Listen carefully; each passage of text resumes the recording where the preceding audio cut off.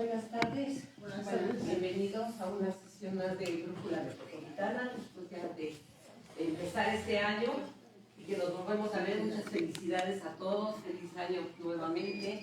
Ya iniciamos desde el día 14, desde el día 6 empezamos aquí nuestro festejo, pero ya ahora del día 4, ¿verdad? Y ahora vamos a seguir con nuestras reuniones rutinarias, sesiones para poder hacer análisis y debate de lo que nos está pasando en el país, tanto a nivel nacional como internacional. Y en este caso, pues tenemos aquí nos sentimos muy contentos de tener la presencia de la doctora Laura Carlsen, quien es una vieja amiga, vieja compañera, en el sentido de que nos conoce desde que iniciamos, pero muy joven ella. Y sin embargo, bueno, pues aquí hemos mantenido el contacto, el vínculo, y hemos sido afortunados de recibir algunas de sus conferencias en los diferentes foros en los que nos hemos ubicado. Y ella siempre pues ha tenido el tino de estar siempre tocando los puntos que son muy importantes para la sociedad mexicana, pero también lo mete dentro de la coyuntura y la problemática que surge a nivel nacional y mundial. Ya tienen ahí por ahí ustedes su currículum de la doctora, se los mandé por el WhatsApp y sus redes sociales para que la puedan seguir. Es asesora de diferentes organizaciones en temas de migratorio, en temas de feminismo, en temas de análisis político internacional. Entonces, pues ya aquí empezamos, ¿no? Y por otro lado, también tuvimos a bien que ahora pudiera acompañarnos el compañero, porque es un hombre que anda viajando siempre por toda la República, acompañando las diferentes escuelas que hay de bienestar, ¿verdad? Las del Poli. Entonces, él con el Politécnico, pues es economista, también es periodista y también está muy enfocado a hacer sus escritos y tocar temas también de coyuntura. Entonces, pues vamos a encontrar aquí el maestro César Iglesias. Sí, el maestro César Iglesias.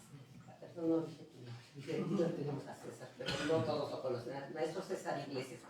Bueno, vamos a hacer ahora, aprovechando que estamos apenas reuniéndonos, vamos a hacer ahorita la dinámica. ¿Qué les parece a ustedes si hacen una exposición, maestra? ¿Qué te parece? Una de 20 minutos, 30 minutos, lo que termine?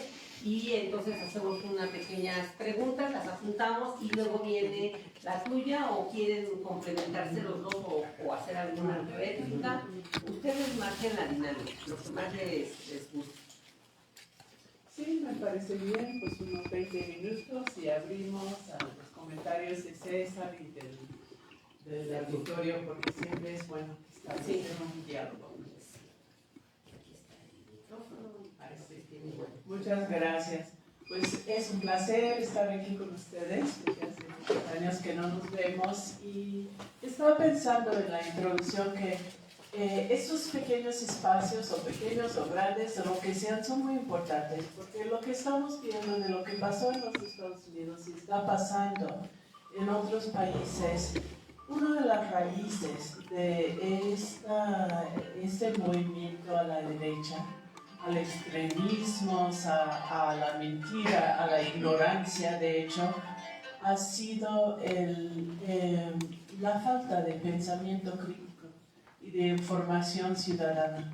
Entonces, solo el hecho de estar aquí un sábado, de juntarse, de pensar en estas grandes cosas como la toma de posesión de Donald Trump, sí, como que me duele decirlo, es muy importante, ¿no? Porque sin una ciudadanía informada no podemos pensar siquiera en la democracia, y la democracia está en estos momentos a nivel global en grave riesgo, y sobre todo en los Estados Unidos, por lo que estamos viendo.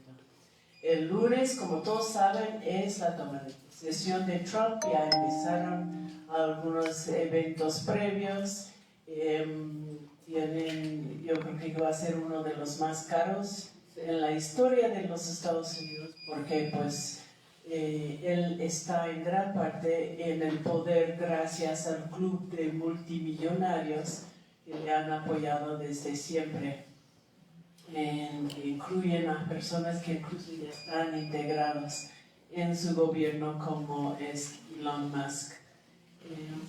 Entonces, pues va a ser todo un espectáculo. Vamos a ver, dice que ya lo movieron, que va a ser el interior porque está haciendo mucho frío en Washington. Pues vamos a ver cómo va a estar. Hoy se hicieron algunas manifestaciones en contra, pero lo que estamos viendo es que es muy poco en comparación al año 2016. Da la impresión que hay un desconcierto, pues sí hay, en los Estados Unidos, en la izquierda, en los movimientos sociales, y que les va a tomar un tiempo para reconsolidar los esfuerzos y que muchos lamentablemente van a estar a la defensiva con los ataques contra las libertades y contra su integridad física. Van a ser muy duros en ese segundo gobierno de Donald Trump. El título que me dieron es el turbulento arribo de Trump a la presidencia. Y sí hay muchos factores que marcan un hito en la historia de los Estados Unidos. La primera vez que tenemos un criminal condenado que entra a la presidencia. Lo que sí no hay, y hay que decirlo, es un contexto de conflicto postelectoral, porque la verdad es que su victoria fue contundente.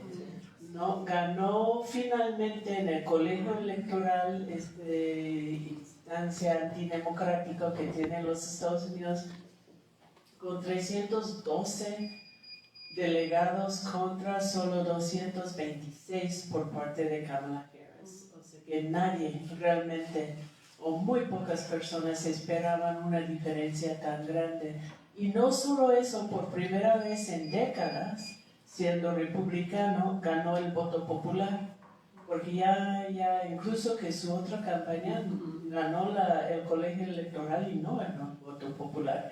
En ese caso sí, no por mucho, pero sí por un margen, a 49.9% a 48.4% por parte de Kamala Harris.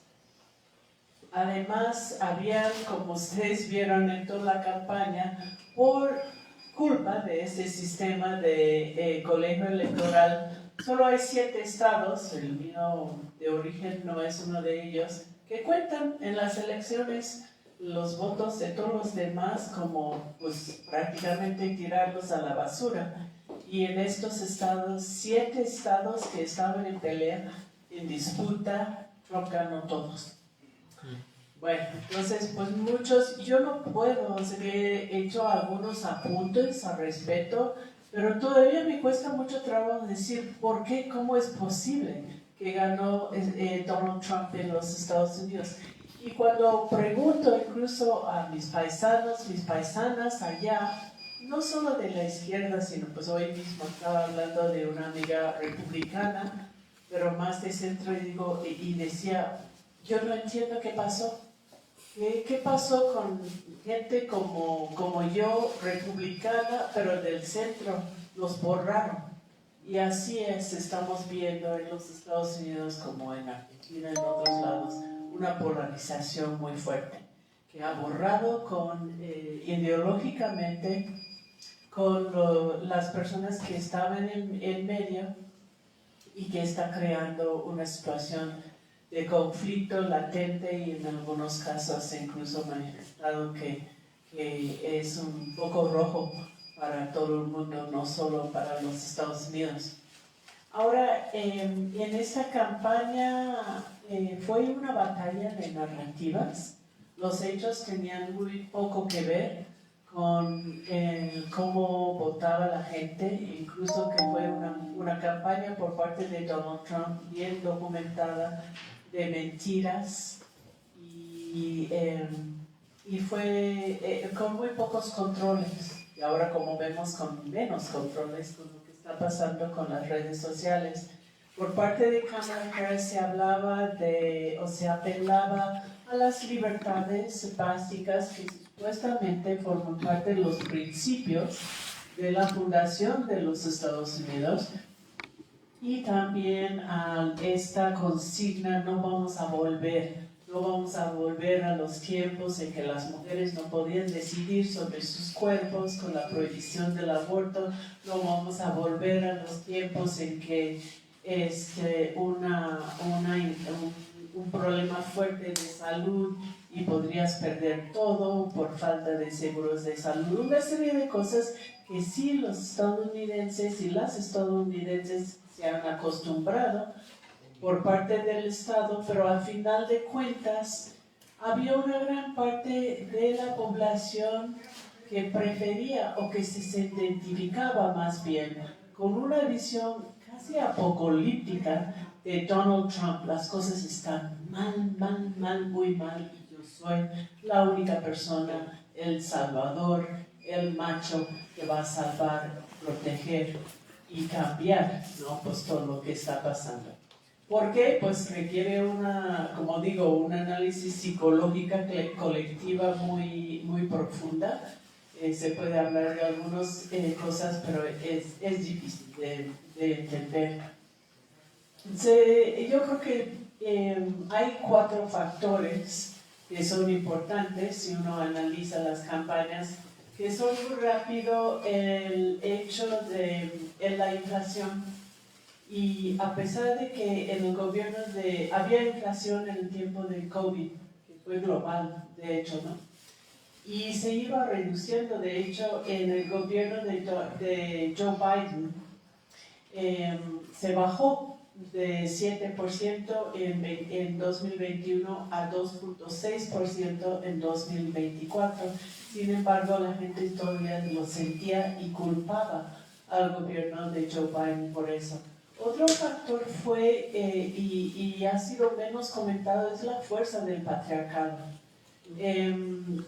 Había 10 puntos de diferencia entre la preferencia de voto de las mujeres y el que votaron más por Kamala Harris, y la diferencia en los hombres que votaron más por Donald Trump. Pero también hay que decir que Kamala Harris recibió una proporción menos del voto femenino que Joe Biden. Entonces, toda la retórica de las mujeres no pueden, de que ella está en su lugar político por hacer, hasta esto dijo Donald Trump, favores sexuales para hombres en poder, ¿no? Así que había una serie de ataques muy fuertes y muy feos, ¿no? Y tuvieron su impacto, porque el patriarcado está volviendo con fuerza en muchas partes del mundo, y se ve mucho en los Estados Unidos, y está estrechamente, y eso también lo hemos documentado, está estrechamente ligado a la ultraderecha. Es algo que fomenta la ultraderecha.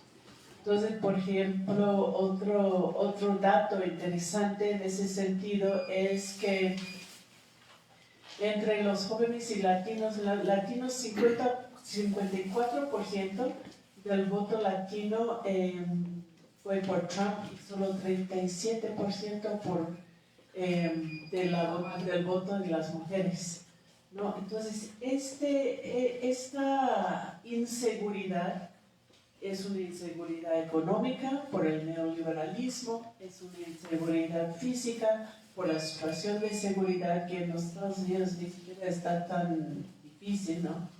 Y es una inseguridad machista, ¿no? De que las mujeres vienen por nuestros privilegios.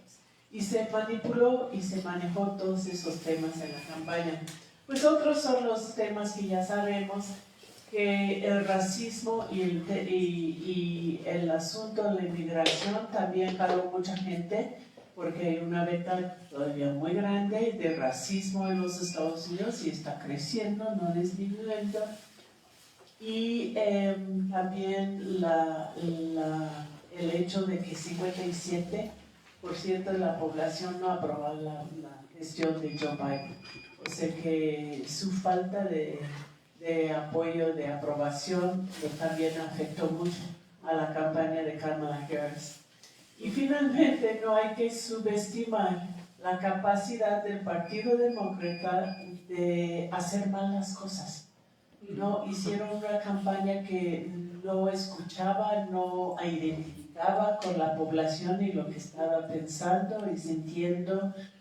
Hicieron, pues obviamente el error de que Joe Biden se tardó muchísimo en reconocer su incapacidad para ganar las elecciones y probablemente para gobernar otros 4 años también. Subestimaron el patriarcado, la misoginia que existe en la población. Había un montón de errores, pero probablemente lo principal es que abandonaron hace tiempo a la clase obrera en los Estados Unidos. Eso fue una crítica que hizo muy contundentemente Bernie Sanders. Faltaban detalles, hay que analizarlo más, pero no ofrecieron algo a una clase obrera que sí se estaba sintiendo la inseguridad de un modelo económico que creó la fuerza con que ganó Donald Trump, de estos multimillonarios, ¿no? Entonces, esta es la situación en que estamos ya a punto de tomar el poder Donald Trump. Y es difícil saber exactamente qué va a pasar.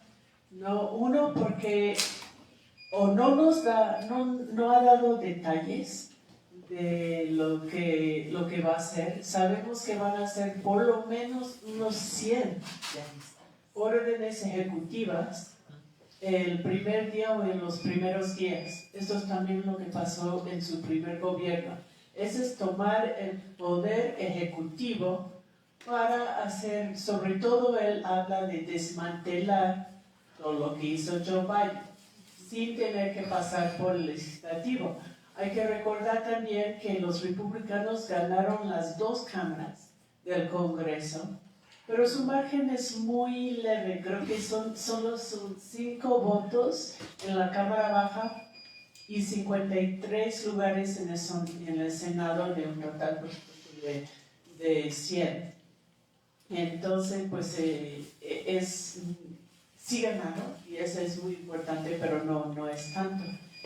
Pero él dice, y los expertos, las expertas están de acuerdo por lo que he visto, que sí hay un montón de cosas que puede hacer con sus órdenes ejecutivas. Pero no ha dicho muchas cosas. Por un lado no ha dado detalles y por otro lado ha dicho cosas contradictorias. Entonces vamos a ver mañana cuáles son las órdenes que salen en los días, el lunes, y en los días posteriores, porque esto sí también va a marcar con qué estamos enfrente en términos muy concretos. Por otro lado, la dificultad en realmente, para una analista política, en realmente construir un escenario del segundo gobierno de Trump, es que juegan con el caos, literal. Así que si busca la palabra con el nombre de Steve Bannon, uno de los estrategas más importantes de Trump, explican que el caos les favorece porque incrementa la inseguridad que siente la gente y sienten que nada más pues, poniendo todo en duda terminan ganando, y así lo han hecho. O sea que han roto con todas las reglas de decencia, han roto con todo lo que antes se consideraba en los Estados Unidos un discurso político aceptable, ¿no? Pues han insultado en una forma que cualquier madre, por ejemplo, como muchas de nosotros, jamás permitiría a su hijo, ¿no? O sea que unas reglas que no solo tienen que ver con la política, sino tienen que ver con la convivencia humana y con la decencia común, ¿no? Rompen todo y luego recogen los fragmentos de alguna manera que salen ganando. Claro, una gran parte de por qué salen ganando en esta fórmula es porque tienen todos los privilegios para hacerlo. Estos son los hombres blancos, poderosos y ricos que siempre han sido los que ganan en este sistema capitalista. y lo que están aprendiendo es como no pedir perdón por hacerlo, ¿no?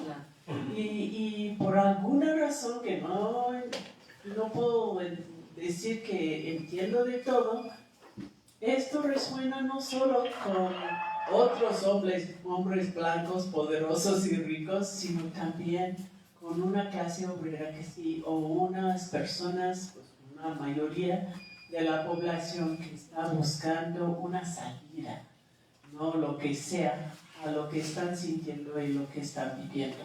Para nosotros es doblemente difícil de entender porque pues, uno ve las condiciones económicas en que está viviendo la mayor parte de la población de los Estados Unidos. Estamos como que de qué se quejan, ¿no? Y yo creo que sí hay algo existencial allá que es muy difícil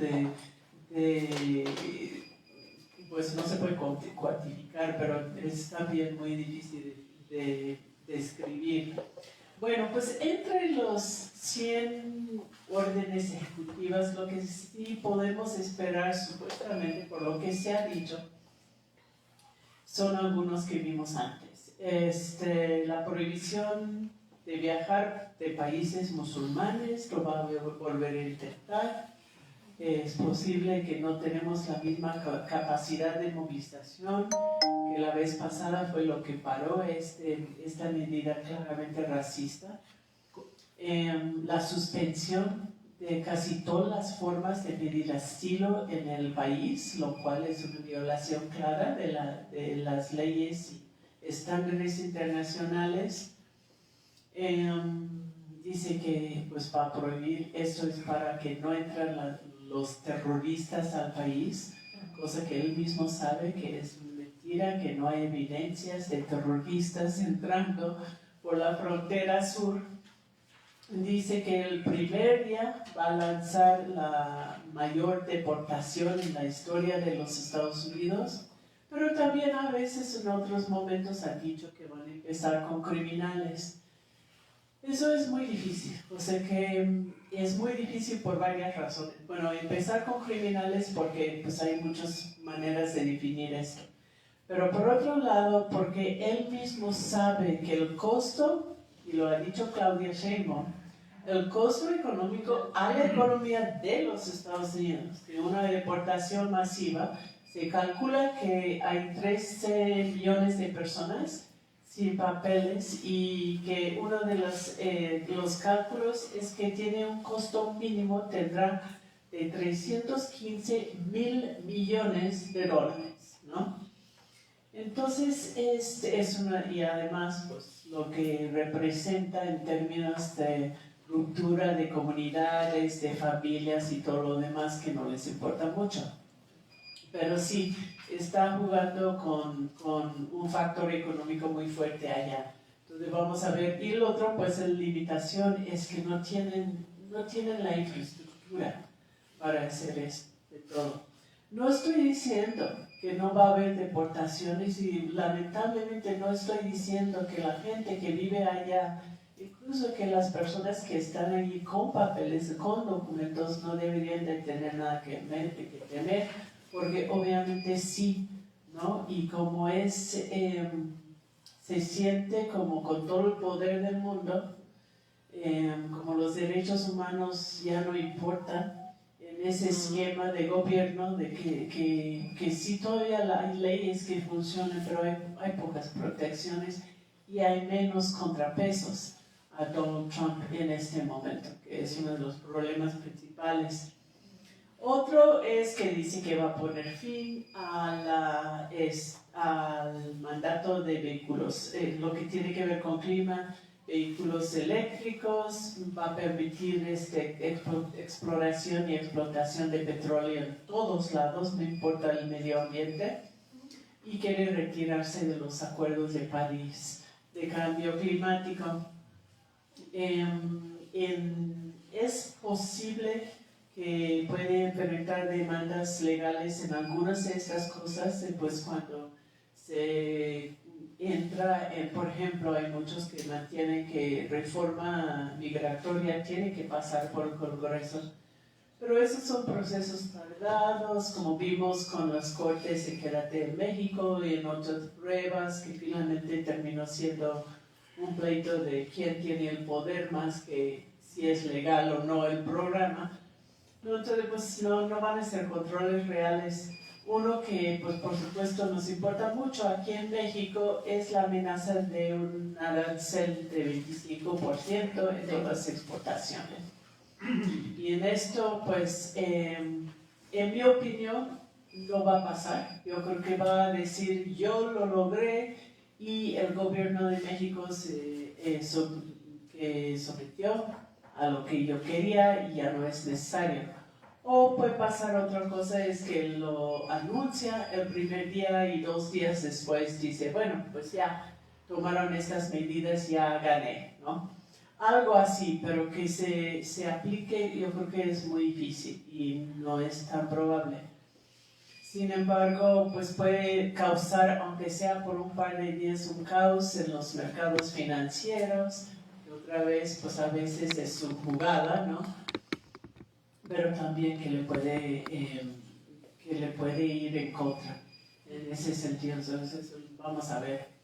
Bueno, pues voy a terminar con esta parte de la presentación, hablando de que esta situación, todo el mundo dice que México va a ser el país extranjero más afectado por un gobierno de Trump, por las amenazas directas contra nuestro país, ¿no? Y el otro que hay que decir, pues por supuesto, es el fentanilo y las presiones que tendremos para seguir con esa desastrosa guerra binacional contra las drogas. Pero en ese mismo sentido creo que sí abre algunas oportunidades para México. Y lo primero es realmente repensar la dependencia que tenemos hacia los Estados Unidos. Ese es un socio que es para nada confiable, es un socio errático, de ultraderecha, en contra de los principales principios que se están tratando de construir y consolidar aquí en México, ¿no? Entonces, no tiene ningún sentido. Eso quiere decir que hay que buscar la diversificación comercial, hay que buscar, pues ahora esta semana vimos el acuerdo de libre comercio con la Unión Europea, que no soy muy fan de los acuerdos comerciales, pero pues en el sentido en que es parte de la diversificación, es un paso adelante. Hay que repensar esta estrategia de nearshoring y poner más dependencia hacia los Estados Unidos, buscar más, fortalecer los mercados domésticos y la integración sur-sur. Allí también estamos viendo algunos indicios de que sí se va a retomar este proyecto, por ejemplo, de CELAC. Ahora va a haber una reunión convocada por Claudia Sheinbaum y por la presidenta de Honduras, Xiomara Castro, ya pronto del CELAC. Y una de las cosas que van a ver es una respuesta más regional a la migración y las posibles medidas de Donald Trump. En esto hay que mencionar también, ha sido interesante, en todas las amenazas y declaraciones que ha hecho últimamente, que han sido las mujeres que se han enfrentado realmente a lo que ha dicho Donald Trump. En el caso de México, pues ya es conocido mundialmente, había mucho apoyo por la manera en que la presidenta digo, bueno, pues van a imponer aranceles, nosotros también. Pues tenemos poder también, ¿no?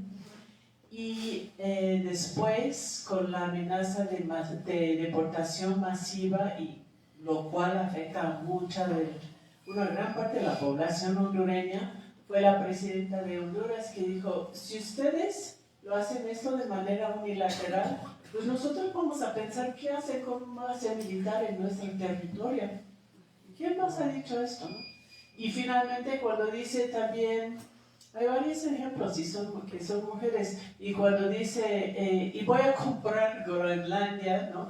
Fue la primer ministra de Dinamarca que dijo, ¿no? Y nadie más, ni el primer ministro ni el de Groenlandia, un hombre, pues dijo nada. Y también en Canadá, cuando Trudeau, pues básicamente no, así, en una posición muy débil ahora, fue la mujer Elizabeth May del Partido Verde que dijo, oye, pues una alianza de bullies y estados petroleros es muy alarmante, democracias sanas no se subordinan cuando enfrentan amenazas. Y hizo una declaración muy fuerte a favor de la soberanía de Canadá. Entonces, pues sí, hay algunas oportunidades, y otro también que se destaca es fortalecer el multilateralismo. El gobierno de Trump quiere salir de todos los organismos multilaterales, quiere una hegemonía clara y sin ninguna diplomacia ni otra manera de ejercer el poder. Y nosotros tenemos una gran oportunidad para hacerlo, sobre todo sur-sur, sobre todo, no solo América Latina, sino también África y Asia. Y ahora que vienen las negociaciones en el Tratado de México, Estados Unidos, Canadá también, de exigir reciprocidad. Entonces, pues no es una situación fácil, evidentemente uno no puede decir, bueno, pues ya vamos a hacer otra cosa, cuando 80% del comercio es con un solo país y su mercado y tiene décadas de construir un nivel de dependencia que no se puede romper de un día a otro. Pero yo creo que pues sí México tiene una oportunidad de tomar una postura de liderazgo, no solo frente a las medidas de Trump, sino en marcar otro tipo de principios y estilos de gobernanza más democráticos frente al autoritarismo que se va a crecer en los Estados Unidos. Y lo digo no solo desde el gobierno, sino también, por supuesto, desde los movimientos sociales. Es el momento de unirnos en todos los sentidos con los movimientos en los Estados Unidos, que pues, sí necesitan un poco de tiempo para restablecerse, y también en América Latina, que sí están enfrentando muchas de las amenazas con un nivel de movilización y de conciencia muy, muy alto, y con ganas de construir, reconstruir solidaridades a nivel hemisférico y global. Muchas gracias.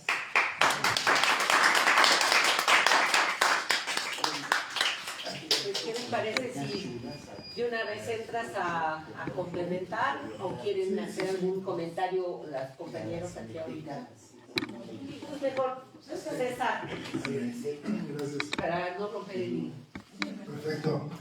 Bueno, es que nada, igual, como decía la doctora Laura Cárcel, me parece que estos ejercicios, yo soy un fan del Brújula Metropolitana de toda la vida, estos ejercicios que desde que yo estaba en la universidad veníamos a escuchar reflexiones, discusiones, círculos de estudio que permiten sobre todo una concientización social colectiva. No hay que dejar de hacer estos ejercicios, y ahora me parece que el partido de Estado, o el partido del poder, parece que capta todos estos esfuerzos. Pues la sociedad organizada, la izquierda de la movilidad, del movimiento social, pues debería estar justamente produciendo este tipo de espacios para concientización. Me encanta estar aquí y agradezco mucho la invitación de Fabián y Laura, siempre muy, muy generosos conmigo. Y bueno, lo que nos acaba de poner sobre la mesa la doctora Laura Cárcel, pues es justamente decía ella, factores que marcan un hito en la historia de Estados Unidos.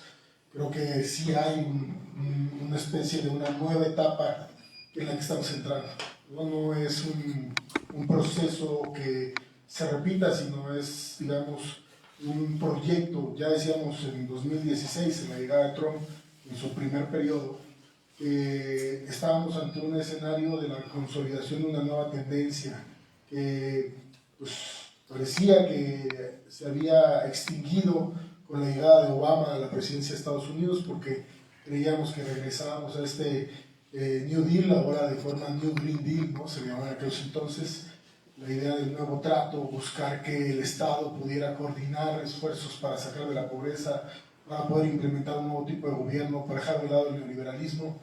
Pero llegó la crisis del 2008 y Obama y todas las promesas de campaña que sucedieron ahí se esfumaron. Resultado, después de haber tenido el primer presidente negro en la historia de Estados Unidos, tuvimos un retroceso histórico con la llegada de Donald Trump, ¿no? Alguien que representaba los valores más tradicionales, ¿no? De la cultura norteamericana, se instalaba en la Casa Blanca. Yo, antes de, digamos, quisiera dividir la exposición en dos reflexiones sobre lo que está pasando en Estados Unidos y lo que está pasando en México. La primera de ellas, me parece que hay que tomar en cuenta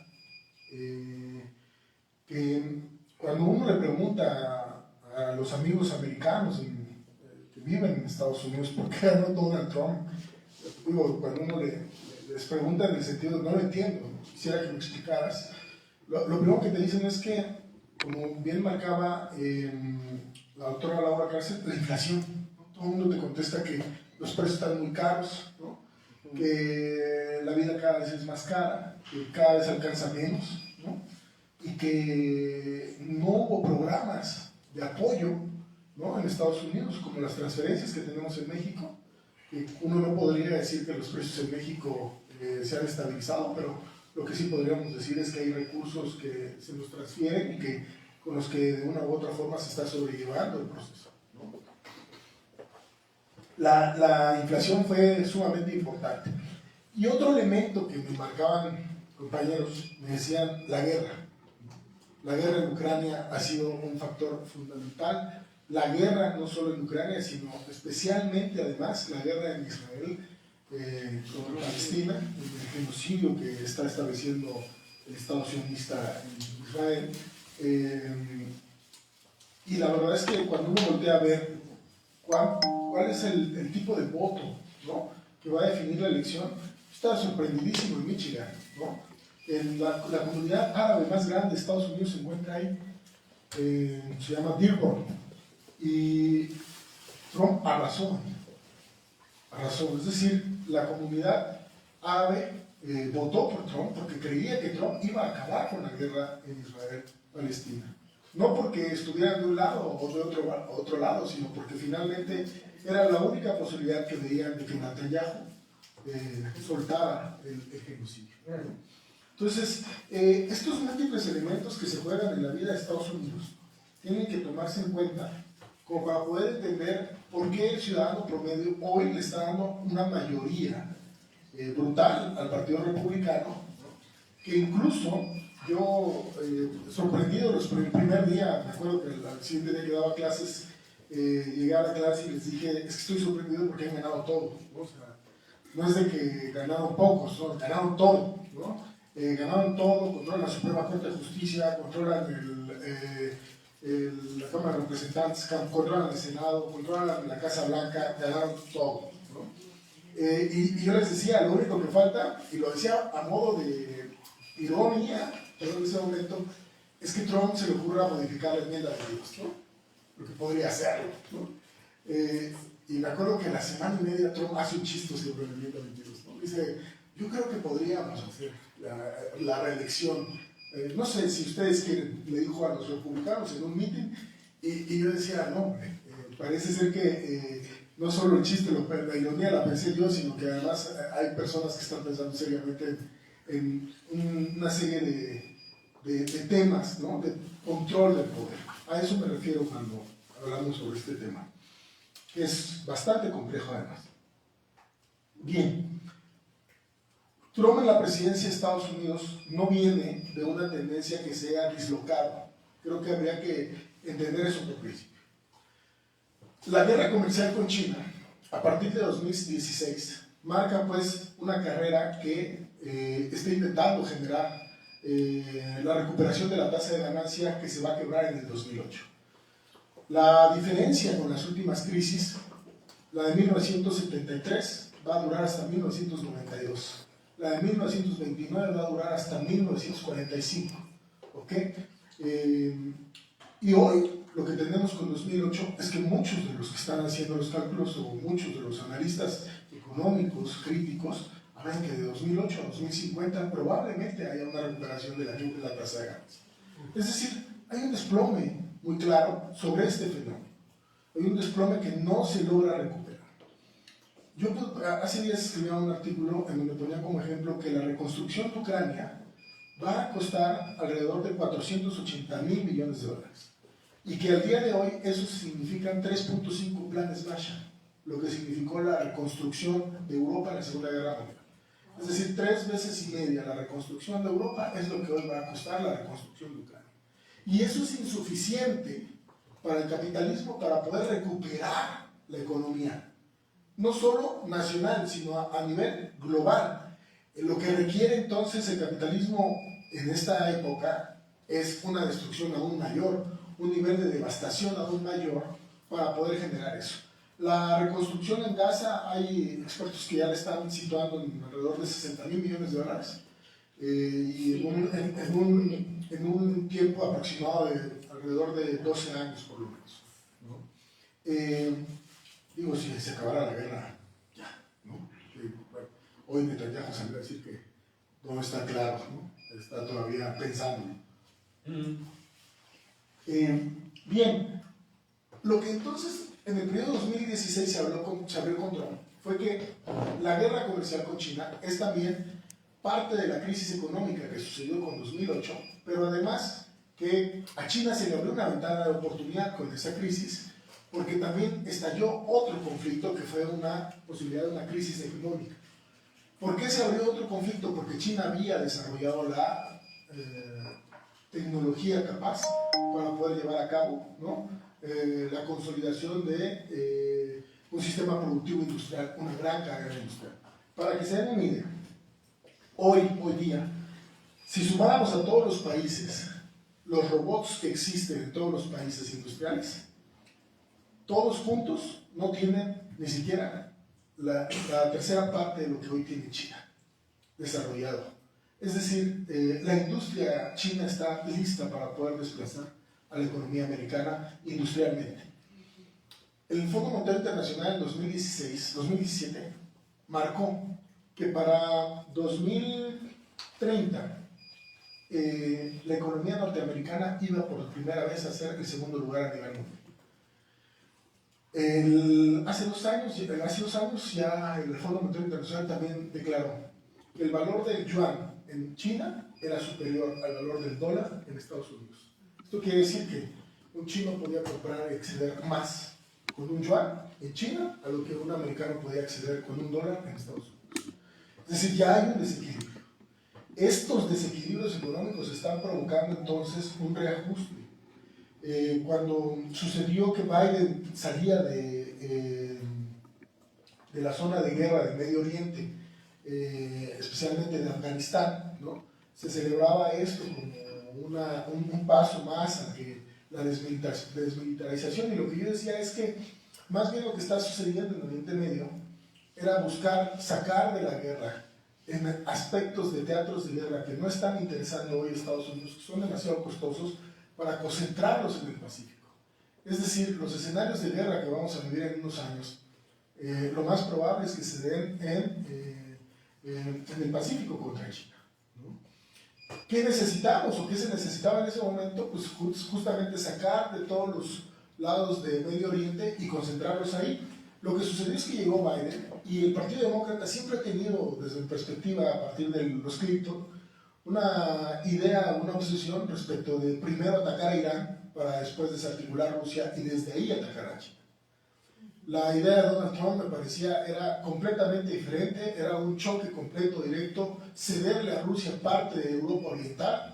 La primera presidencia siempre se dijo, vamos a abandonar la OTAN, les dejamos la mitad de Europa, no nos importa y nosotros nos reorganizamos, porque la idea de Trump es, vamos a avanzar hacia ese proceso, ¿no? Estos estudios respecto de industriales, y ahorita quiero retomar eso, que se plantea y en eso entra México. Para 2005 ya existía, ¿no? Análisis como los de Kaplan, que se habían hecho en la Casa Blanca, que si se tenía una guerra de larga duración con China en el 2005, debido a la deslocalización, es decir, a haber puesto las fábricas en China, Estados Unidos no podría sostener una guerra de larga duración. Se mostraba ya en esos entonces las debilidades industriales. Cuando Trump dice Make America Great Again, lo que está diciendo es vamos a volver a producir, ¿no? Vamos a volver a darle vida, por ejemplo, una de las ciudades fantasma que existe, que es Detroit, que uno que vivió en la década de los 90 y que consumió a Robocop jamás hubiera entendido que eso hubiera sucedido, pero que hoy forma parte del escenario que las industrias se fueron de ahí, ¿no? Las armadoras se fueron de ahí, se fue el empleo. Lo que estamos entonces en ese proceso es que viviendo una reestructuración de la economía nacional en Estados Unidos para prepararse a un choque a nivel internacional, pero específicamente contra China. Es decir, la guerra comercial es la antesala siempre de la guerra militar. Nunca sucede que la guerra militar estalla primero, siempre sucede que la guerra comercial es la que se intensifica para poder llegar después a la guerra militar. A partir de aquí, entonces me parece que lo que está sucediendo en el segundo periodo de Donald Trump, yo utilicé en la columna que acabo de escribir un concepto que construyeron los nazis en la Segunda Guerra Mundial, que tiene que ver con la área económica ampliada. No lo voy a pronunciar porque no sé alemán, pero esa es la traducción. Grossbildfahrt, así creo que se pronuncia, pero el concepto lo entiendo perfectamente. Tiene que ver con un espacio económico que tiene centralizado la forma en cómo se debe de producir, se debe de distribuir y cómo los canales productivos deben de estar perfectamente sincronizados, que ese es otro concepto que también surgió en la Segunda Guerra Mundial por los nazis. ¿Okay? A mí me parece que no es una bravata y que tampoco es una broma, ni tampoco es una forma de presionarnos los nuevos elementos que ha puesto Trump sobre la mesa. El tema de Groenlandia, Canadá y México, sumado al canal de Panamá, forman pues esta área de seguridad. Los analistas de guerra en Estados Unidos siempre tienen como centro que se ganó la Primera, se ganó la Segunda Guerra Mundial y que Estados Unidos ha tenido las grandes capacidades porque nunca hubo una guerra en el continente americano. Y esta es una de las grandes perspectivas. ¿Qué quiere decir esto? Que jamás se cortó el suministro de materias primas para la producción de la guerra que se daba en otros continentes. Para el siglo XXI, la idea de la protección del continente americano tiene características diferentes. ¿Y por qué tiene características diferentes? La primera, y creo que con esta me voy a concentrar, que es la más importante, ya lo decía Naomi Klein en su libro Esto lo cambia todo. El sur global, para en unos próximos años, alrededor de unos 30 años, con los datos que ya tenemos hoy sobre el calentamiento planetario, que este año ya llegamos a 1.5 grados, que no lo esperábamos este año, ya llegamos, ya estamos aquí. Dice Naomi Klein que los estudios dicen que del Ecuador hacia abajo, lo más probable es que los cultivos se echen a perder, se destruyan, se vuelvan cada vez más infértiles. Y hay un paralelo que está justamente atravesando hacia Estados Unidos, en el norte, que a partir del norte y que se abre hacia Canadá, y especialmente más hacia el norte, en el Ártico, todos estos territorios van a ser fértiles, ¿no? De hecho, Naomi Klein hacía una denuncia en aquel entonces de un alcalde, me acuerdo, si mal no recuerdo, de Montana, que pusieron en Montana una ley que decía que le daban la bienvenida al cambio climático porque los estudios que daban de Montana es que iban a tener las tierras más fértiles y que a partir de ahí iba a haber trabajo y prosperidad. Es decir, que hay una destrucción del sur global respecto al cambio climático.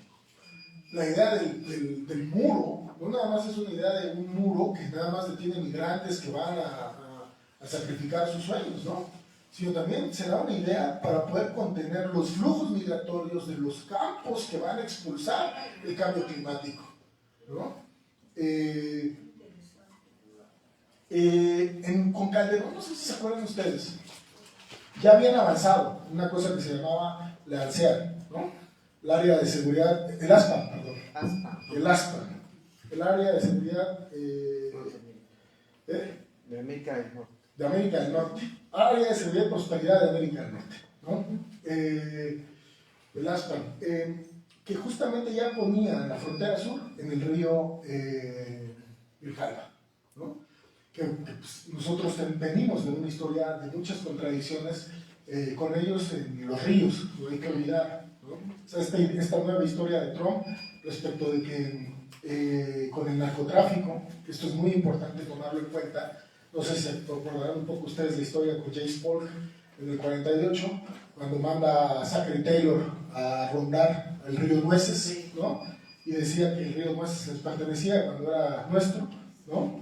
Y matan a algunos soldados, a una patrulla, un general en el río Bravo, y a partir de ahí viene toda la provocación, ¿no? La frontera siempre es un elemento central, y no es menor que estén pensando en un proceso de invasión suave, ¿no? La idea, el concepto de invasión suave tiene que ver con que el control de la frontera no pase a manos de México, sino pase a manos completamente de Estados Unidos, y que puedan ir avanzando conforme puedan tener una mejor correlación de fuerzas. No hay que olvidar que en el norte, los estados del norte habían hecho ya una alianza que partía de la alianza federalista cuando querían justamente golpear a Andrés Manuel con salirse del pacto federal, ¿no? Entonces, de que nos tienen estudiados, nos tienen estudiados, ¿no? De que nos conocen, nos conocen. De que nos conocen, nos conocen. Regreso a esto de la área económica ampliada. Y vuelvo a insistir en la idea de la necesidad del Pentágono por rearmar la industria americana. Me parece entonces que lo que estamos viviendo con el nearshoring es la relocalización de las fábricas en China para poder apuntalar, ¿no?, la industria americana para poder sostener una guerra de largo plazo. La idea de la recuperación económica de México va a depender, ¿no?, de los Estados Unidos. Este es el punto central, y me parece muy indispensable también tener claridad que con el nearshoring, si se hace de la manera en que está planificada por Estados Unidos, la idea de que el salario en México mejore no vendrá. Para Estados Unidos lo que importa de México es que los salarios puedan seguir conteniéndose.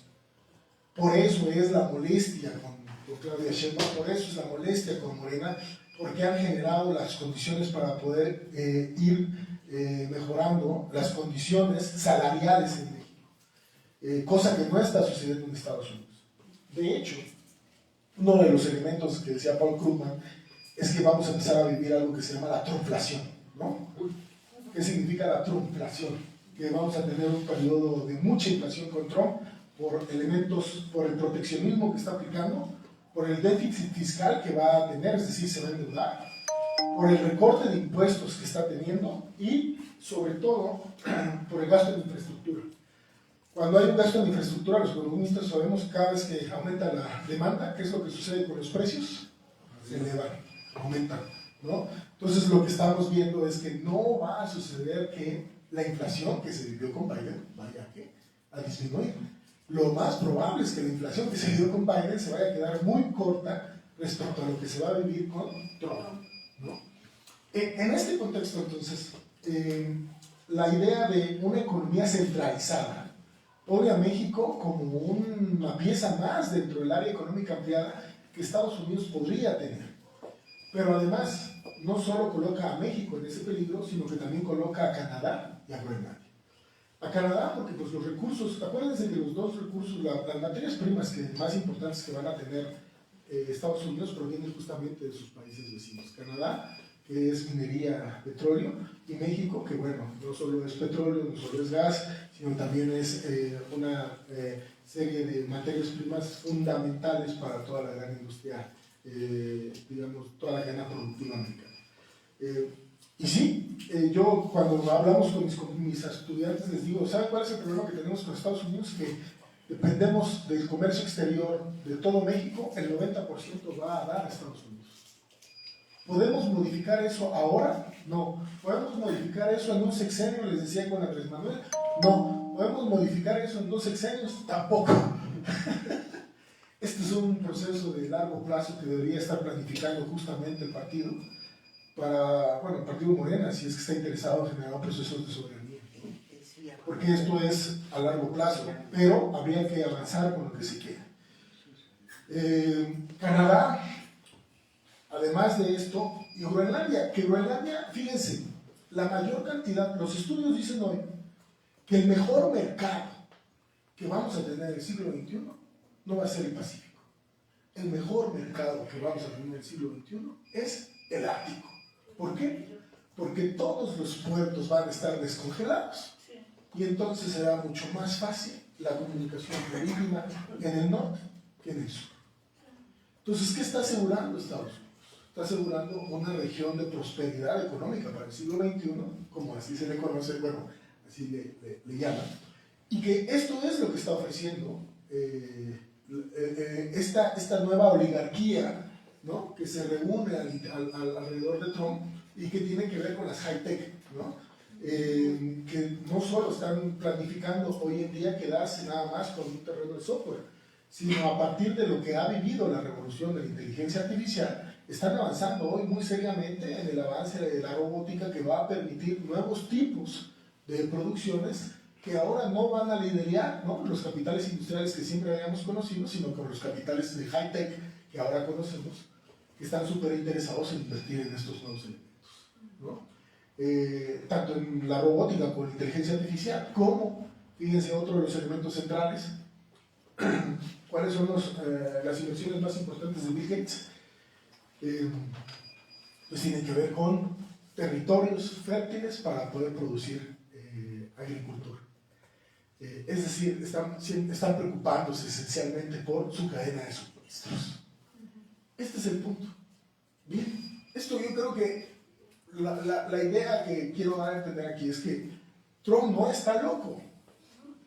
No está loco. No es un tipo que esté pensando, porque sí nos lo quieren vender los medios de comunicación, como que es alguien que está buscando de forma irracional. No, es que esta es la nueva racionalidad del capitalismo del siglo XXI.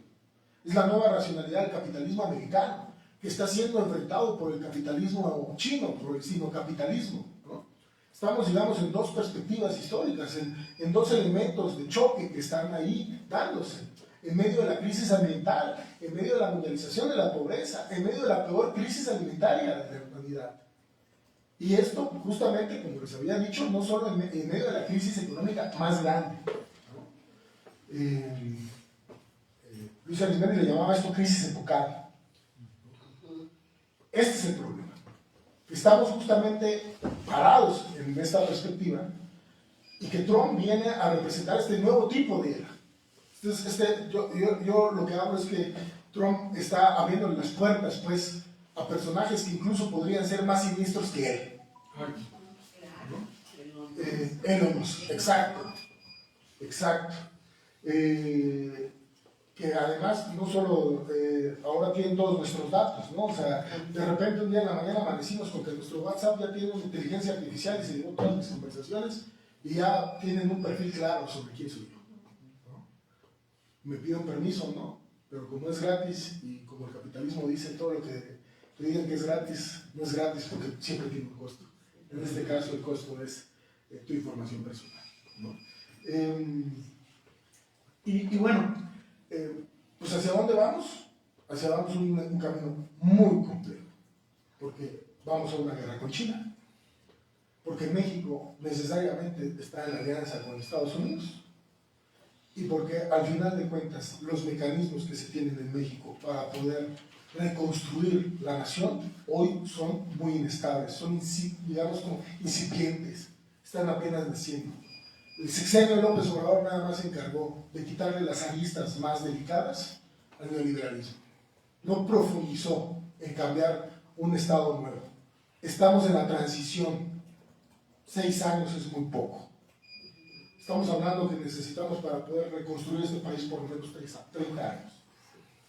Por lo menos para reconstruir el campo se necesitaría una política agraria clara de por lo menos 3 sexenios de inyección de subsidios al campo. No está eso. No es de que yo hoy sembro la milpa y va a crecer mañana. La tierra tiene que tener su proceso de construcción. Entonces,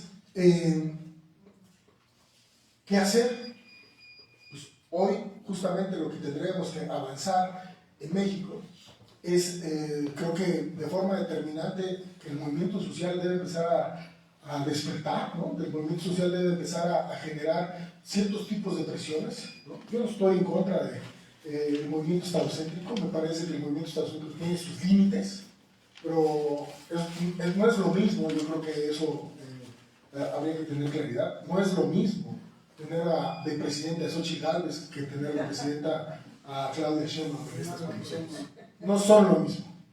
Pero también no es lo mismo que Claudia Sheinbaum esté ahí nosotros creyendo que a partir de que ella esté ahí se resuelve todo. Por supuesto que no. Es la construcción de los movimientos sociales, sabiendo de los peligros en los que nos encontramos, presionando por mejores condiciones. Porque la presión que vendrá del exterior para poder generar un ataque a nuestros salarios, un ataque a nuestro nivel de vida, va a ser brutal. Van a buscar que nosotros seamos el doble de China, de lo que fue el siglo pasado, a inicios de lo que fue la apertura comercial. Están en esa transición, la necesitan.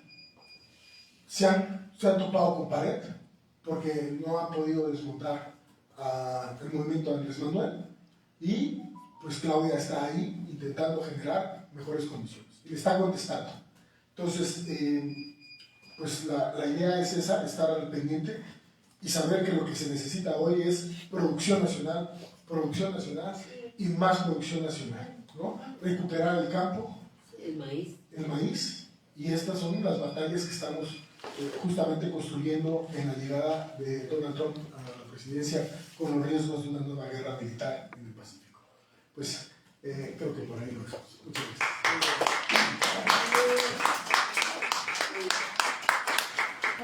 Los temas que han abarcado ambos y la información que nos han dado es tan rica y tan importante que darían para varias sesiones estarlas debatiendo.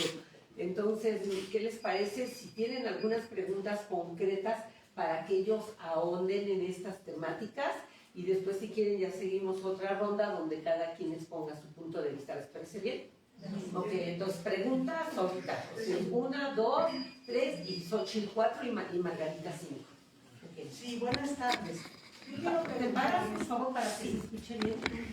Quiero preguntarles, en toda esta coyuntura que nos han narrado muy bien explícitamente, ¿cuál sería el papel, gracias, cuál sería el papel entonces de los BRICS, que están también tratando de abrir un camino distinto? Y la otra es la afirmación del doctor Enrique Dussel, que trabaja la relación México con China, que él ha dicho que México no puede caer en la trampa de nada más quedar en su relación comercial con Estados Unidos, y no puede ser o México o Estados Unidos o China, sino que él dice tiene que ser Estados Unidos y China, y no puede quedarse solamente con la relación comercial comercial. Su opinión, por favor. Muchas gracias. Sí, bueno, pues yo creo que separamos. Gustavo Petro, el presidente de Colombia, alguna vez dijo legalizar todas las drogas. ¿Sí?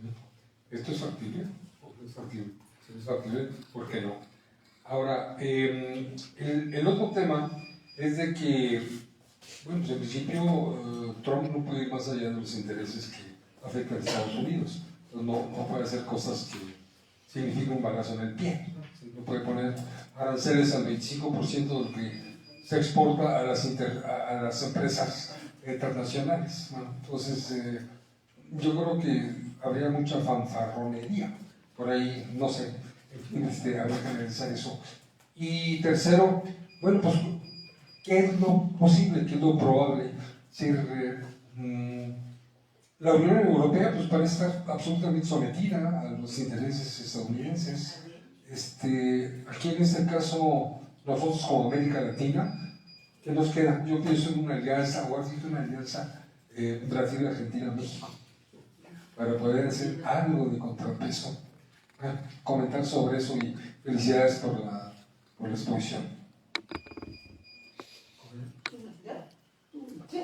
Hola, buenas tardes.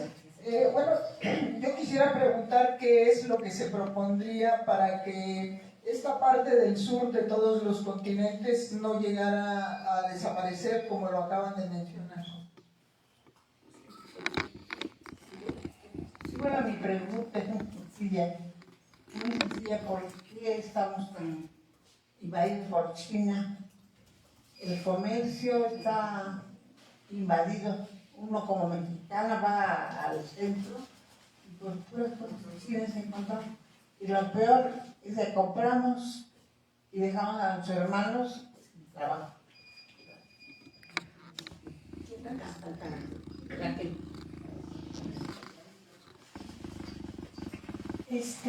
Lo que a mí me preocupa es si vemos que hay políticas reales para la recuperación en contra del cambio climático.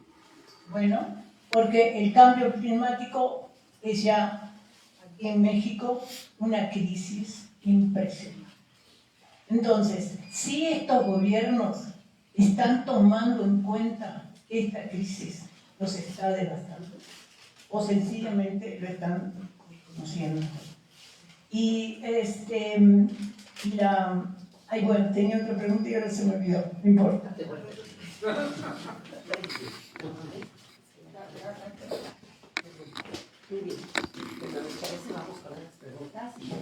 Sí, ya son muchas.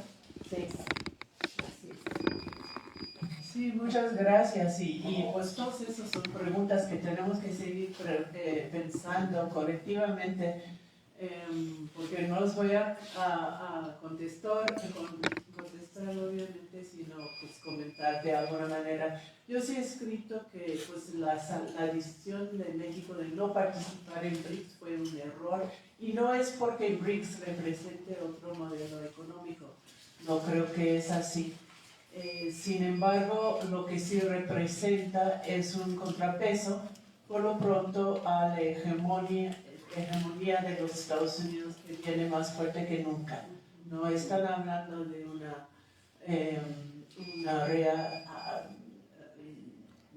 aplicación o imposición de la doctrina Monroe aquí en nuestro continente y también en todas las esferas del mundo. Esa es la visión de Trump, muy lejos de esta idea de que se iba a concentrar en la política doméstica y que es una presidencia. Yo he escuchado esto hace poco, ¿no? Lo bueno es que va a ser un presidente no injerencista. No. Bueno, entonces, y el otro, pues estoy totalmente de acuerdo que en la relación con China tiene que ser parte de la diversificación.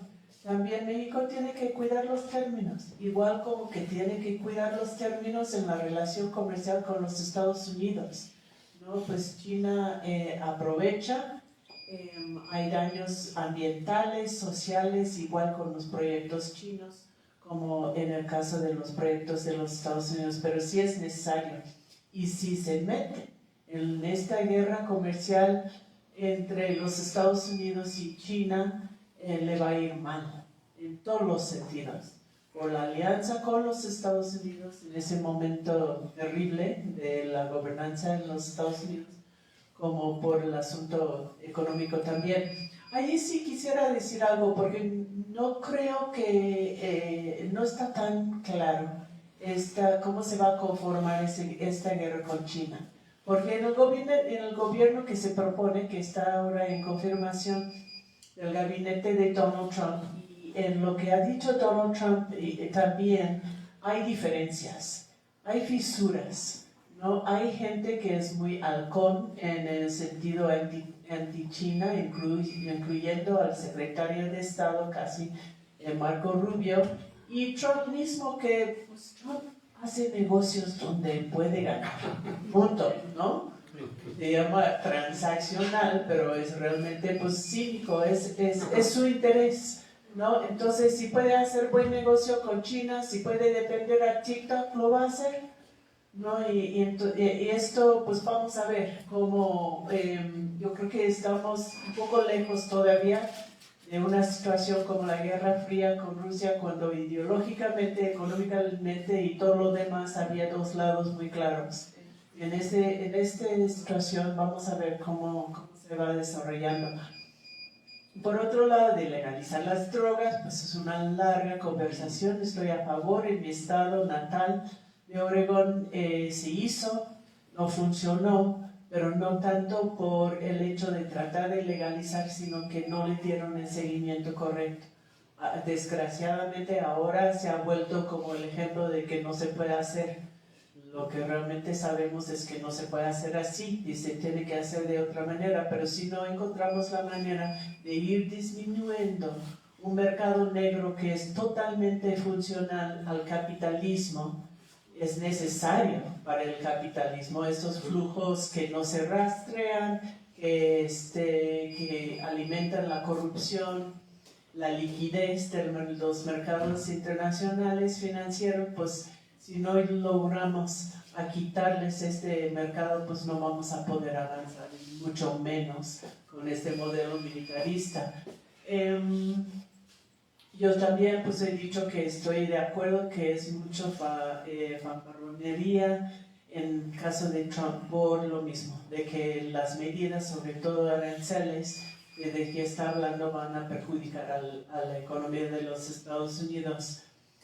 Hay que tomar en cuenta también cuando hablamos de América Latina hasta qué punto se puede ser un contrapeso, que estamos frente a una América Latina muy dividida. Sí, Brasil, México y Honduras pequeña, que tiene elecciones que a lo mejor no va a ganar, probablemente no va a ganar libre, no, pero bueno, pues en fin, son pocos países que se podría llamar progresistas o centro-izquierda, donde tienen distintas características, y por otro lado pues está incursionando fuerte en la ultraderecha desde Argentina y en otros países. Entonces está difícil, pero sí conformando si no un bloque, un espacio para actuar en común, mínimamente, sí tiene muchas posibilidades. Si no para enfrentar algo como los Estados Unidos, por lo menos para aprovechar a los pequeños espacios que nos quedan para defendernos y para tratar de vivir de otra manera. Y esto desde el nivel comunitario hasta el nivel estatal. Y en esto también es importante decir el papel de los movimientos sociales, porque también creo que es limitado lo que pueden hacer a nivel de estados. El Estado lo único que realmente hace en términos de una transformación profunda de este mundo es darnos más o menos espacios para actuar desde abajo.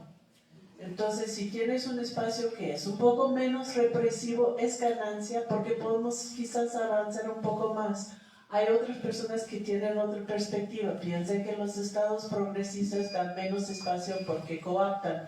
También a veces pasa y también hay desmovilización. O sea que es una discusión muy compleja y hay que verlo en cada contexto, no hay otra manera. Porque ideológicamente lo que nosotros hemos visto por lo menos es que no se puede tomar como una postura u otra como si fuera sí o no. ¿no? A esto. Entonces tenemos que seguir viendo y analizando a cada rato. Pero si la transformación verdadera va a venir desde abajo, eso es más que claro. Y eso quiere decir que las luchas principales, aunque no llegan a los periódicos siquiera, van a ser las resistencias locales.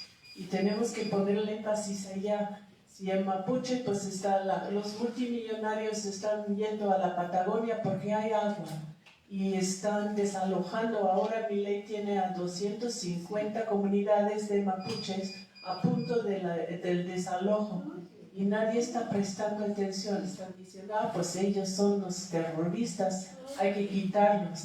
Pues este es el futuro de los recursos que van a salvar al planeta. Y los ricos tienen sus ojos puestos en esto y nosotros no estamos viendo a estas pobres comunidades que están solas, ¿no? Entonces hay que ver mucho más a este nivel. Ahí lo dejo para que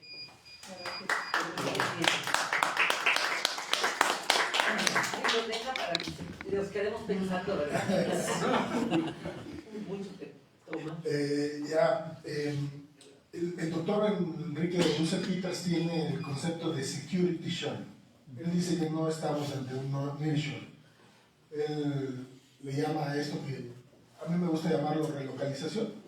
Él le llama el área de seguridad pues para las cadenas de suministro, ¿no? O sea, lo que está diciendo Dussel es que Estados Unidos está haciendo un área de seguridad industrial y que por eso la necesidad de la exclusión de China.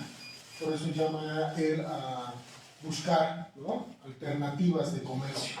Y un poco siguiendo lo del arancel del 5%, con este mismo tema, híjole, a mí, por ejemplo, si hiciéramos un cálculo más o menos de cuánto aguantaría el Estado mexicano un arancel del 25% sin que hubiera una revuelta en el país, yo le doy 30 días al gobierno. No le doy más. Son demasiados. Nada más para que tengamos una idea. Dependemos del 45% que consume México de maíz de Estados Unidos. Exacto, transgénica. 45%. O sea, no es poco. Lo que tendríamos es un escenario complicadísimo. Yo, si fueras en estos momentos asesor de la presidenta, yo sí estaría preocupado viendo cuáles son las alternativas para poder generar una negociación. Pero, vuelvo a lo mismo. ¿Qué es lo que nos da las posibilidades de negociación? La movilización social, sí, pero también la necesidad de reconstruir la industria nacional, la necesidad de reconstruir el campo, la necesidad de generar mejores espacios productivos, mejores salarios. Y seamos sinceros, la mejora no ha venido del todo, en la medida en que, digamos, las empresas se encarguen de dar mejores condiciones de trabajo. Lo que ha sucedido en todo caso son compensaciones, transferencias económicas que ayudan a aliviar la situación económica. Pero una escalada de precios inflacionarios llevaría a una situación muy complicada. Creo que hay que prestar atención a que en esos detalles, ¿no?, ahí se puede ir una situación, ¿no? No es cualquier cosa el enfrentamiento contra. Yo creo que luego a mí me ha sorprendido mucho las respuestas de la presidenta, soy sincero. Para bien, ¿no? Me ha sorprendido de que le subió el tono y dije, wow, Para bien. yo hubiera sido más Político. Incluso No se puede. no hubiera sido tan explícito, pero yo lo que digo es, fue muy importante, sí, No se puede. sorprendió, Para fue bien. para adelante, Sorprendió ¿no? para bien. Para adelante, para ir adelante. Muy a diferencia de años anteriores. Sí, Andrés hubiera aventado alguna idea ahí del siglo XIX y después hubiera dado la vuelta y cosas así. No se puede.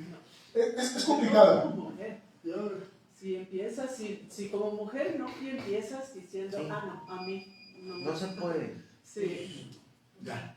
Sí, yo creo que es un estilo completamente diferente, más fuerte. Y bueno, otro de los elementos que está, los BRICS, híjole, yo cada vez veo a los BRICS con una habilidad sistemática profunda. El tema de Brasil fue pésimo. Lula intentando generar desestabilización en Venezuela, eso es un mal augurio, ¿no? Los negocios de Venezuela, de Brasil, petroleros, están por encima de una alianza. Y eso es el reflejo de por qué intentó bloquear Lula a Venezuela en los BRICS. Y eso es muy importante. Pero además, más importante aún, porque Lula necesita llegar a acuerdos con Estados Unidos pronto, en América. El continente americano es fundamental y a diferencia de nosotros, hoy Brasil está mucho mejor parado en toda Sudamérica que México en sí mismo. Las economías sudamericanas dependen esencialmente de Brasil hoy en día, la mayor parte de ellas. Entonces, cuando uno voltea a ver las dependencias económicas que existen en Sudamérica sobre Estados Unidos, rondan del 14%, 18% de su comercio exterior. Vale mucho. México tiene el 90% de dependencia de comercio exterior de Estados Unidos. Ese es el punto. O sea, ahí es donde podemos observar cómo tienen mejores márgenes de maniobra para este proceso, aunque sí estoy de acuerdo con la diversificación. Yo les decía a mis estudiantes de negocios, digo, hagan un ejercicio, ¿a dónde va todo el material que producimos si un día nos cierran la puerta? Y el problema es que no hay consumidores. El mercado al que nosotros le damos, pues si nos lo quitan, pues ahorita en estos momentos no hay consumidores, ¿qué hay que hacer? Pues empezar a tejer esas alianzas en esos mercados. Lleva tiempo, ¿no? Lleva tiempo. Y ha sido un error, vamos tarde, ¿no? Vamos tarde a ese fenómeno. Yo creo que la apuesta ha sido, mejor nos quedamos aquí, tratamos de mejores condiciones, pero digo, no estoy viendo los números al interior del gobierno y por eso pues a lo mejor no tenemos esos datos tan claros de por qué no lo han querido hacer todavía, ¿no? Y sobre la pregunta del sur, bueno, ¿qué hacer para que el sur no... Híjole, pues hay que detener el cambio climático, ¿no? O sea, si estamos en una disyuntiva, si la guerra se da, será una guerra nuclear. Y si una guerra nuclear no nos destruye en el siglo XXI, pues lo que es probable que nos destruya va a ser el cambio climático. O sea, estamos llamados a cambiar el sistema sí o sí. Estamos en una encrucijada de, como diría Rosa Luxemburgo, que apenas acaba de cumplir años. Estamos ante una encrucijada de socialismo o barbarie, ¿no? De la construcción alternativa, diríamos ahora, ¿no? Construcción alternativa hoy o la barbarie, ¿no? Está claro que hay que tener el cambio climático, propulsar políticas para eso de transición que no existen. Y bueno, yo he estado los últimos años en la COP y cada vez es un proceso, híjole, muy complejo, muy difícil, cada vez hay menos recursos, cada vez ha sido una situación en donde la opción liberal que ahí se presentaba, ¿no? Cada vez ha ido pues, disminuyéndose, ¿no? Ha ido perdiendo fuerza. Lo que hay que hacer es ir generando condiciones para poder ir avanzando en ese fenómeno, porque si no lo que viene es la destrucción de ciertas zonas. Ahí está Acapulco, por más que lo reconstruyamos, por más que lo reconstruyamos una vez, dos, tres, ¿no? Lo que va a suceder es que van a venir siguiendo, ¿no? La destrucción climática muy fuerte, ¿no? Una parte de mi tesis doctoral habla acerca de que las construcciones de la infraestructura del siglo XXI que la burguesía mundial está hoy consolidando, forma parte de infraestructura que pueda resistir cualquier tipo de devastación. No están pensando en detenerla, están pensando justamente en cómo resistirla. Y solo la resistirán, claro, quienes tengan recursos para hacerlo, ¿no? Muchas tareas pendientes en ese sentido. Hasta ahí. Gracias.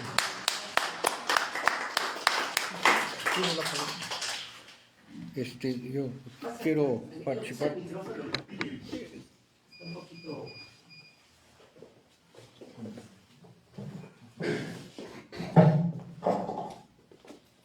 Perdón. No, bueno, mi pregunta va en el sentido que se viene planteando, porque pareciera que entonces existe una gran responsabilidad de los movimientos sociales en el sentido de comenzar con una toma de conciencia, un replanteamiento. Se habla de una crisis civilizatoria. Entonces el replanteamiento de los movimientos sociales iría también en el sentido de empezar a rearticular, a replantear la relación social que estamos, bueno, de la que venimos y que se está perfilando hacia un mundo integrado totalmente, porque a final de cuentas vivimos un proceso de integración y las luchas comerciales no son más que el reflejo para poder posicionarse en ese núcleo. Entonces, pareciera que entonces existen dos corrientes. Una corriente que Michael Moore hace unos años planteaba que entrábamos a la era de la postdemocracia. Y hay una corriente, por ejemplo, se habla también que en el caso de Donald Trump está, digamos, respaldado por el propio Biden, lo insinuó por una oligarquía, pero la verdad es que es una estructura corporativa empresarial que ya pareciera estar por encima de compromisos institucionales, de compromisos del derecho internacional y compromisos civilizatorios incluso, ¿no? La expresión de lo que ocurrió en Gaza y de lo que ocurre también en Ucrania nos da una muestra de cuál es la disposición y la actitud, como se ha señalado, esta búsqueda por sostener la rentabilidad de las inversiones. Pero entonces existe una contienda entre esta visión que prácticamente está poniendo en duda la viabilidad de estados nacionales o de los estados nacionales y una incipiente consideración de la movilización social para plantear una alternativa civilizatoria, por decirlo así. Entonces, en ese sentido, hay un marco que restringe la evolución de estas corrientes, que es la naturaleza. Alan Turing, cuando hablaba de las computadoras, decía la limitación de las computadoras y del procesador es el espacio. Tenemos dos limitaciones, el tiempo y el espacio. Pero en el caso de la sociedad, bueno, la restricción es el planeta. Entonces, en ese sentido, ¿qué viabilidad tiene esta corriente que se está estructurando como una verdadera oligarquía mundial que pretende dominar y conducir los procesos productivos y de acumulación? Y esta posible estructuración de una visión civilizatoria alterna a las consecuencias del capitalismo y que tiene pues, una condición que le favorece, que es la crisis medioambiental. ¿Cuál sería su opinión? Gracias. Y para terminar, yo pienso que pueden ustedes dar su conclusión. Y me gustaría que también hicieran un mensaje o un llamado a cómo unirnos con los migrantes. Es una situación allá en Estados Unidos que prevalece fuertemente, pues su postura determina muchas cosas en el interior de Estados Unidos como hacia acá.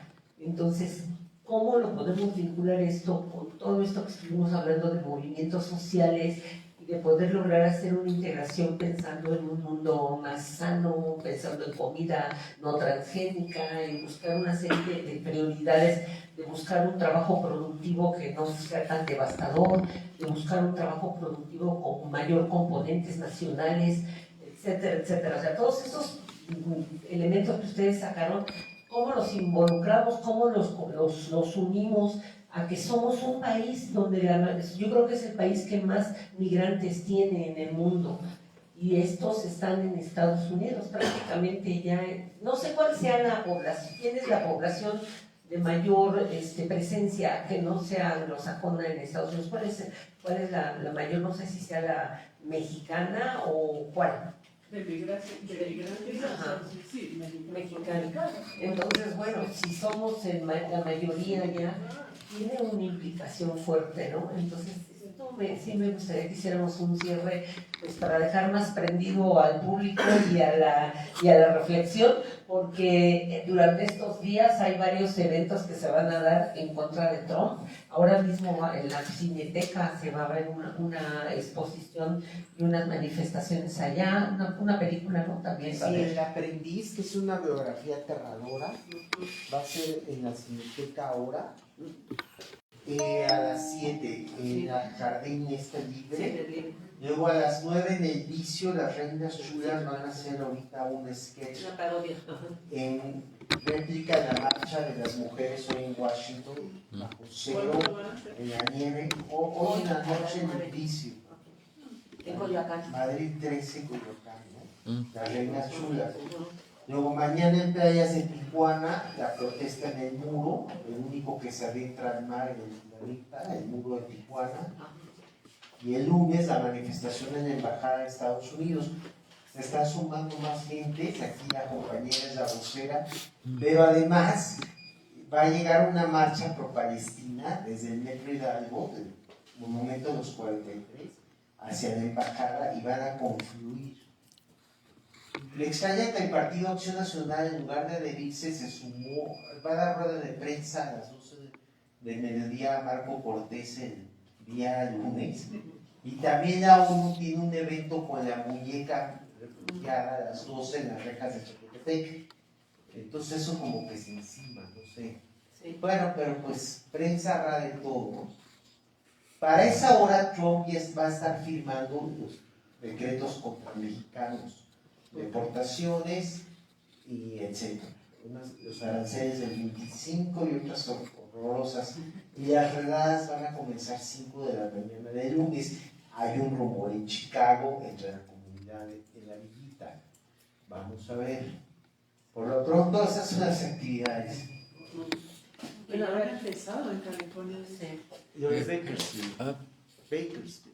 Pues a ver cómo le va a Trump, porque con eso de que anda haciendo festejos en sus clubes privados y todo eso, a lo mejor llega con la No, mano. ya está aterrizando en Washington. ¿Ahorita?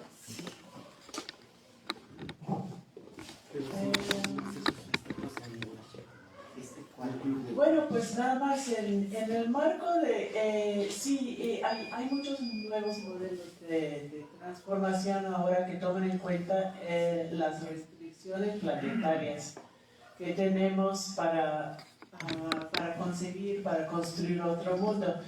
Lo que es interesante en este sentido es que cuando vemos las resistencias, esta segunda corriente que es, como decías, el movimiento alternativa, civilizatoria, cuando vemos estas resistencias, de alguna manera, estas limitaciones planetarias, es cierto que la gente está enfrentando desastres naturales y todo lo demás, pero también es su fuerza. Están aliados con la fuerza de la tierra, están aliados con la fuerza de la sobrevivencia.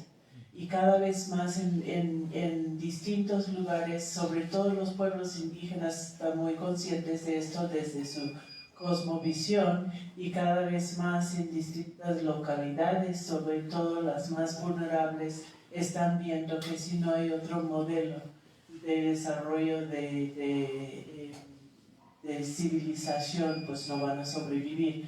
Entonces esto es también una fuerza y hay que usarlo y hay que tomarlo en cuenta. Y por otro lado, pues cómo unirse con los migrantes. Bueno, tenemos que pensar que ya van a estar regresando muchos, algunos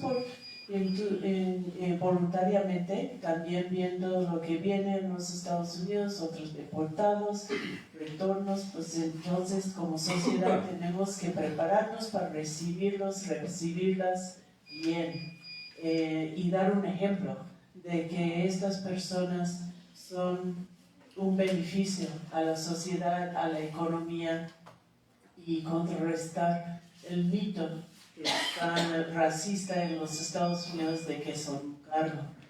Entonces, pues eso sería muy importante desde el nivel de la persona, cuando ves una persona migrante que necesita ayuda, hasta el nivel de familia, comunidad, ciudad, y estar también con políticas de integración.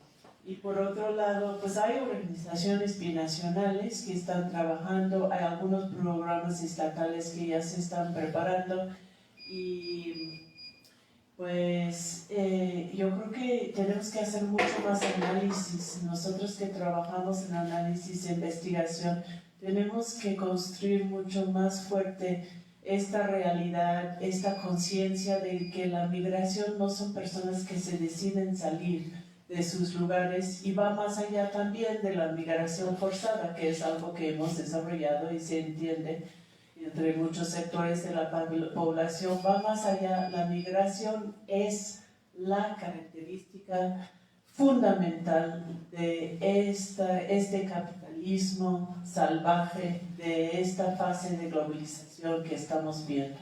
Estas personas están en la primera línea de lo que viene para todos y todas, y si no apoyamos a ellas en sus resistencias, pues vamos a estar en esta situación de vulnerabilidad, un sector cada vez más grande de nuestras poblaciones.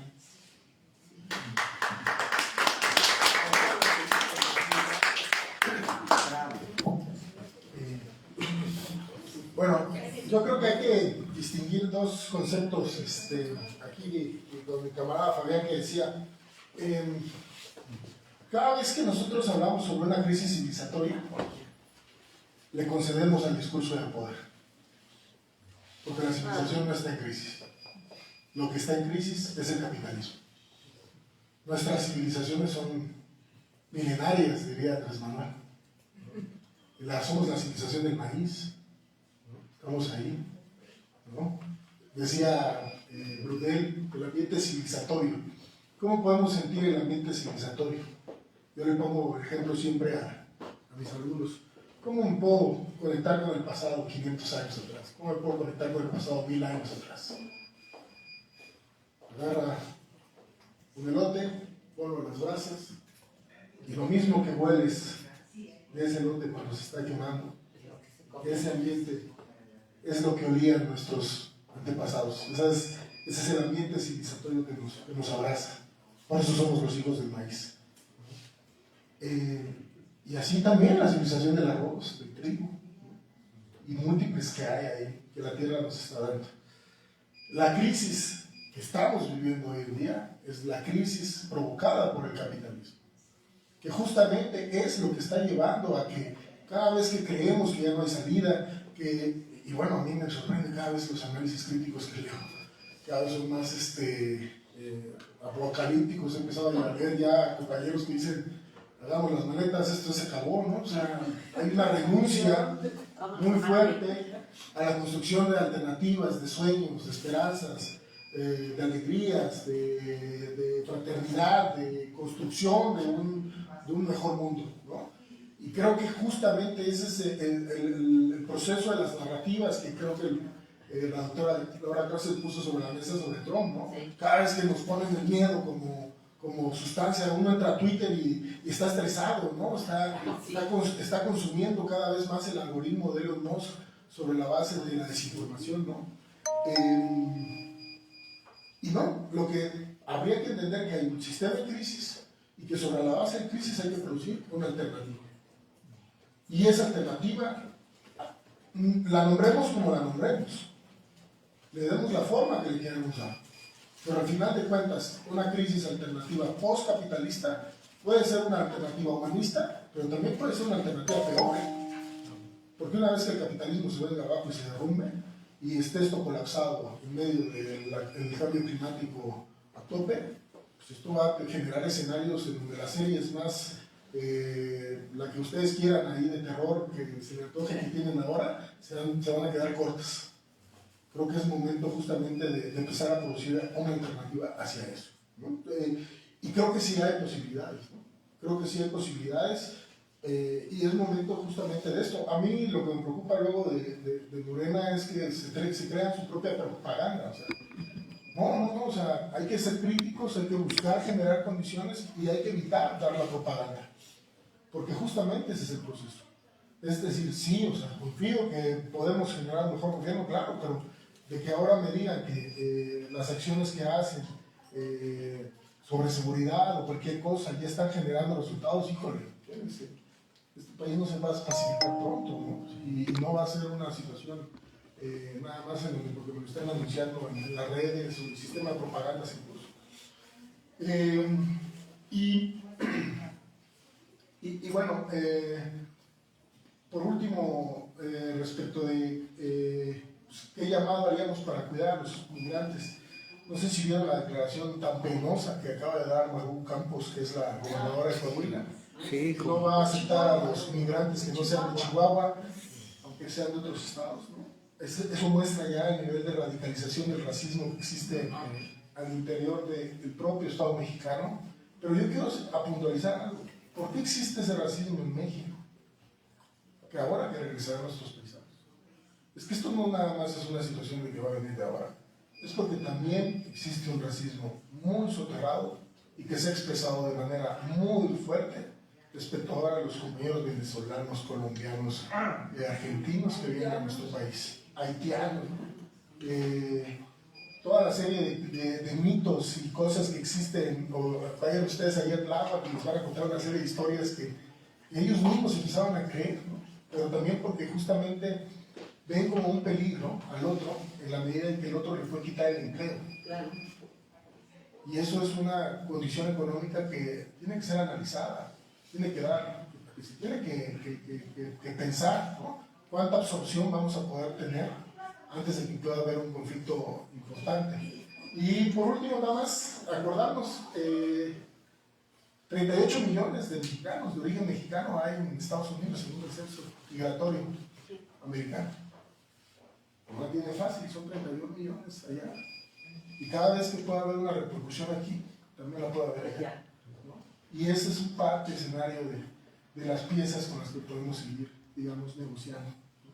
Hay que mantener esa comunicación. Creo que esa fue de las mejores cosas que hizo Andrés Manuel. Todos los días luego había y agradecía a los hermanos, les llamó héroes, hizo una serie de cosas porque sabía que la conexión con ellos depende mucho de cómo se pueda vivir la política política. Y esta es la clave. Bueno, pues ¿Por qué tanto júbilo en que el tratado con la Unión Europea, si toda su historia han sido se han dedicado al pillaje, ahora van a venir a ver qué se roban porque ya los corrieron de África? Yo creo que habría que ver, no he visto cómo quedó siempre, pero hay un dato importante, porque ahí fui testigo yo en una negociación. La negociación la llevó a el gobierno Andrés. Esa ya fue una negociación. Yo creo que tira cosas que necesitan de la diversificación del mercado. Pero no con un imperio en decadencia total.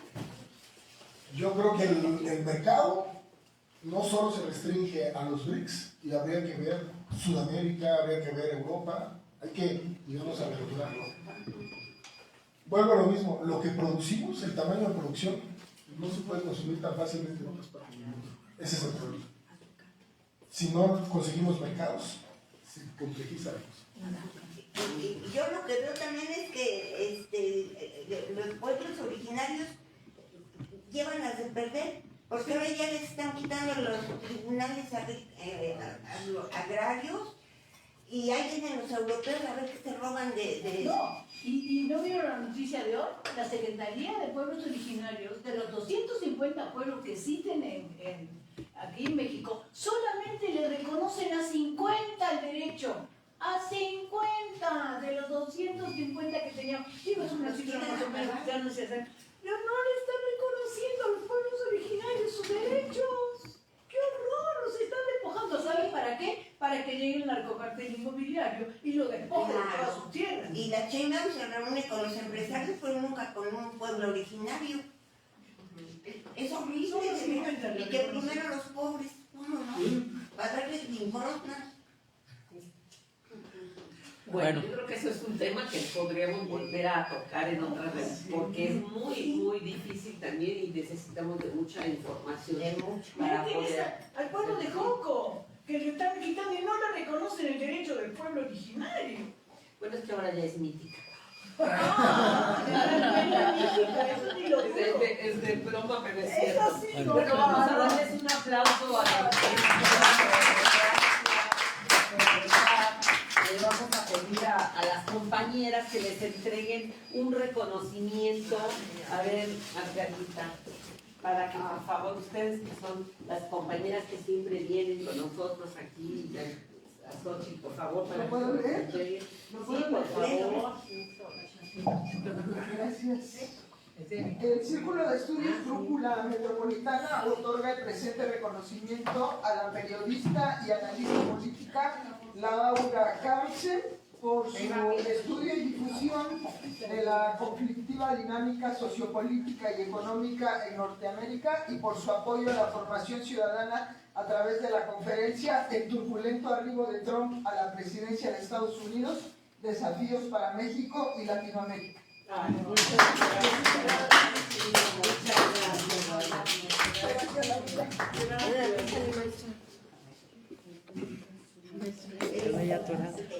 El Círculo de Estudios de Brújula Metropolitana otorga el presente reconocimiento al investigador y periodista César Arturo Iglesias Grajales por su estudio y difusión de la dinámica geopolítica y económica mundial y sus repercusiones en nuestro país, y por su apoyo a la formación ciudadana a través de la conferencia El turbulento arribo de Trump a la presidencia de Estados Unidos, desafíos para México y Latinoamérica. Brújula Metropolitana. Bueno, pues muchísimas gracias. Gracias, señora. Maestra, ponte allá arriba para que trate. Ahí va la maestra. A ver, veo con Xochitl. ¿Cuál es el tema y los ponentes para la próxima? Estamos un poco precipitados con el tema, pero ahorita estamos considerando un tema para el inicio de febrero, que sería la reforma del Estado, con motivo del aniversario de la Constitución Política, el 5 de febrero. Pero estaríamos en el 2 de febrero, por ahí algo. Y otro tema también pues, es hablar y dialogar acerca del proyecto de la planeación del Plan México y el Plan Nacional de Desarrollo y todo el esquema que el gobierno de México ha venido implementando como lanzamiento pues, productivo, económico, de redistribución de la riqueza. Ese es otro tema también que tenemos pendiente, y queremos tocar también otro punto que es la situación que prevalece en el caso del asedio del embargo a Venezuela en particular. En fin, hay otros temas también. Ah, bueno. Oye, pues no sé cómo se paga.